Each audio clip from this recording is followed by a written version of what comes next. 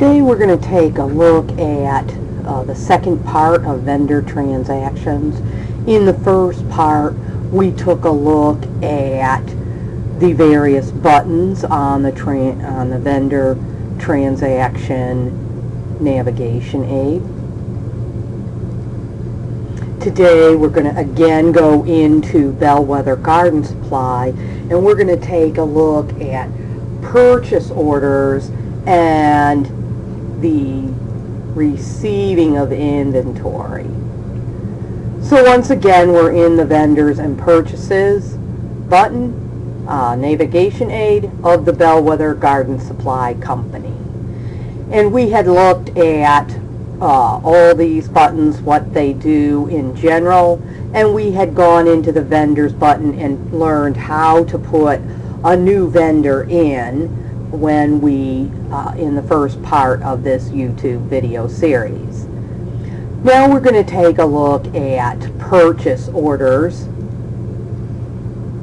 A purchase order is a legal document that a company is ordering something. Usually there's a purchase requisition form first that says a particular employee needs this or that, and it's signed off by that employee's boss, and then it goes to the purchasing department, and they produce this legal document that basically goes to the vendor, the supplier, and says we need to order these things. If you send us these things, we promise we will pay this price that's on this purchase order.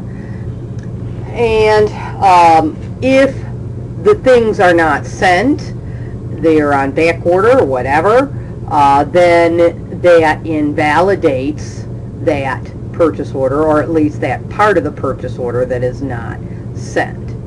And then we have the chance to order the stuff from a different supplier if we wanted to. But if they send us the stuff, then we are required to pay what was on the purchase order. Now if they change the price, that can also invalidate this purchase order, and we would have to send a different one with the correct prices on it if we were agreeable to those other prices. So it is not always the case that a purchase order is sent. Sometimes we purchase things and we receive the bill and there is no purchase order involved, in which case you would go directly to enter bill and you would skip the purchase order part. Bellwether Garden Supply does some things where they go straight to enter bill, and they do some things in which they have a purchase order first. And so we're going to take a look at the purchase orders, and then we'll take a look at enter bills. So if we're going to put in a new purchase order, we would click on purchase order and new purchase order.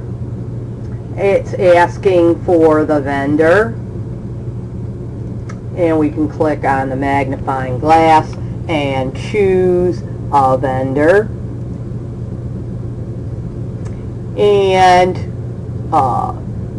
then we need to look at the date. Over on the right, the date is March 15th of 2012 in this case, and typically a purchase order might be good for a month, so that's automatically put in a date of April 14th of 2012. However, we can change that. If this purchase order, if we're guaranteeing that if you send this to us only for 2 weeks, will we pay these prices, then we could change that good through date.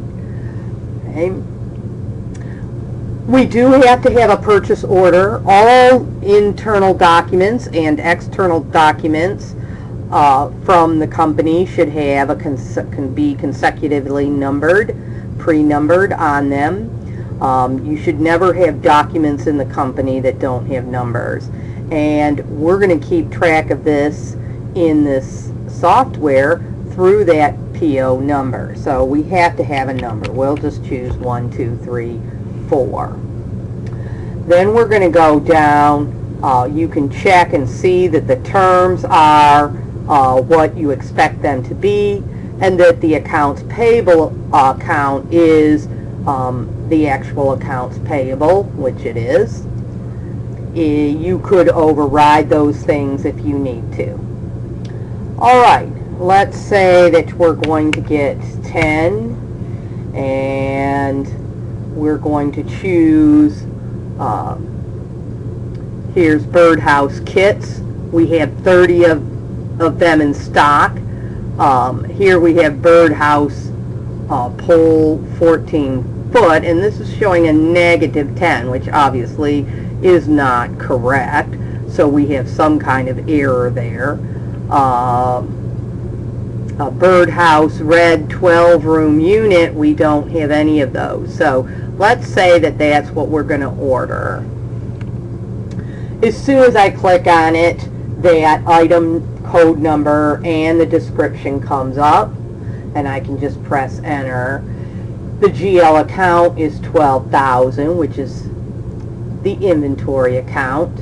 Remember that Bellwether Garden Supply is on the perpetual inventory system, and that means every time we purchase inventory that we're going to resell to customers, we're going to debit inventory.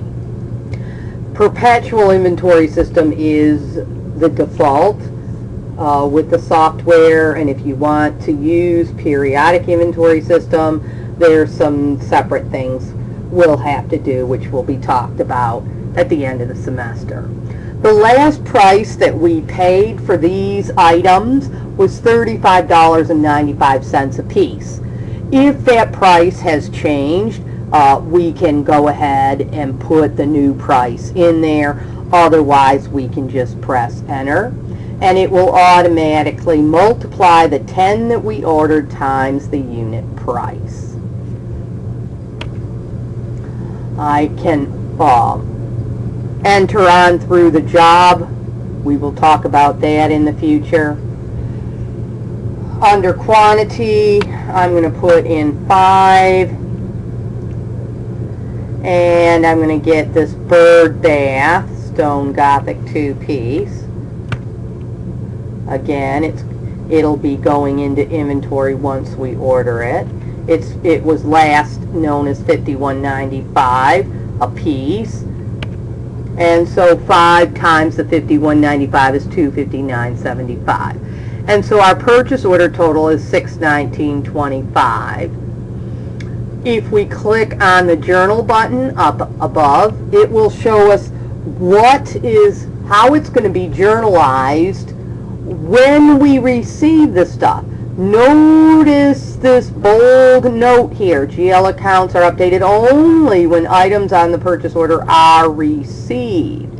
Until we receive them, this is not an accounting transaction. This may be a legal document, but it's not an accounting transaction until we're receiving something and giving up something equal. And so here we have where we're going to debit inventory for the $359 birdhouse, and also inventory for the bird bath of $259.75. And then we're going to credit accounts payable for the total amount. This is if we receive all this stuff. Then this will be the journal entry that will go in place. Until we receive it, nothing is going into the books on this. All right, so if this is everything and we are good, we can go ahead and we can hit print, and we can take a look at print preview. And this shows us how the purchase order would look if we were to actually send this out to Abney & Son contractors. And we can go ahead now and save and close. Now let's go ahead down to the Enter Bill button, and we'll say New Bill. Again, we're going to bring up Abney & Sons, and notice that there are 2 tabs, Apply to Purchase Order and Apply to Purchases. which if I click on that one, that means that there is no purchase order. I'm buying something that I received today, but I did not have a previous purchase order from it. And Bellwether Garden Supplies does do some things like that. If there is a purchase order for this particular vendor already in place, then this Apply to Purchase Order Number tab is going to come up. I can still go ahead and use Apply to Purchases if this is something else that I'm buying from ABNY that has nothing to do with a purchase order. Otherwise, I need to choose the purchase order that I want to do. Okay, and here where there's only one in this case, it's the same one that we just did, 1, 2, 3, 4. Now we have to make sure that our date is correct, and you can, once you highlight the date, you can put in just the day itself. So if we say the 20th, I can put just the 20th. Or you can use a little calendar to the side, or you can put the whole date in. Now I also have to have an invoice number. Whenever we receive goods, we're going to receive separately in a separate envelope, usually addressed straight to the accounts payable department. We're going to receive an invoice, a bill. And that invoice, again, will be pre-numbered with some kind of number on it. And the software is going to keep track of this invoice by the invoice number. It won't even let you save this until you put an invoice number. So I'm going to use 9876. Okay, I see the terms here. I see that the accounts payable account we're going to be using is $20,000, which is accounts payable. All right, now here are the two things that we ordered on this purchase order. If there were more than two things, some arrows would show up and down arrows would show up over to the right, and you could arrow down to see all the different things. But we only had two, and it shows us the two lines. Now here in the receive boxes, we're going to say how many of these particular things that we ordered did we actually receive. So I'm going to say that we did receive 10 of the bird houses, the red bird houses. And that the price is still the same, etc. And on these bird baths, I'm going to say that we actually only received 3 of them. Okay? And so notice that it's only charging me on this invoice for the 3 that I received. The other 2 will still be sitting on that purchase order. And if I take a look at the purchase order after I leave here, I will see that those 2 are still sitting there, like maybe they're just out of stock temporarily, and in the next few days we might receive those other 2. But it's only going to charge me, you can only pay and be charged on the invoice for those things which you actually received. Okay, and so our total is $515.35. If I hit my journal button, I see that I'm going to debit inventory for those amounts of the things I received and credit accounts payable. Of course, the program will keep a subsidiary ledger going. So Abney & Sons is going to be credited for $515.35, as well as the accounts payable account in the general ledger. And I can go ahead and save this.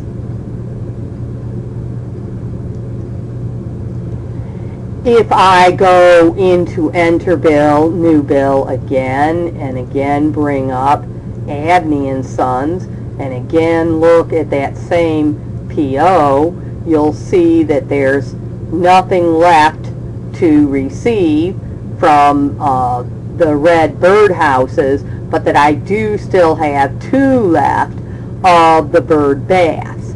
And if I receive those 2 and get a bill for them, I would put that in this white box, and I would have of course, a separate invoice number for those.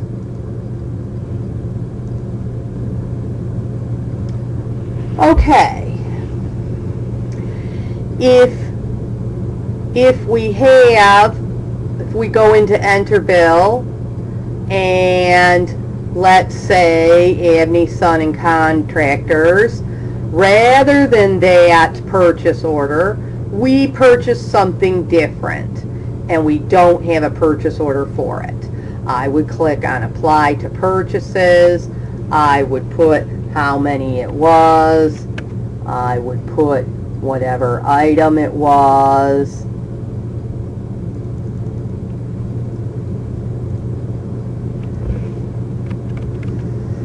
Make sure that the unit price is still the same. That's what we paid the last time we got these books, and so we just have to check that. And there's the total. Okay, and make sure your date is correct, and you're going to have the invoice number.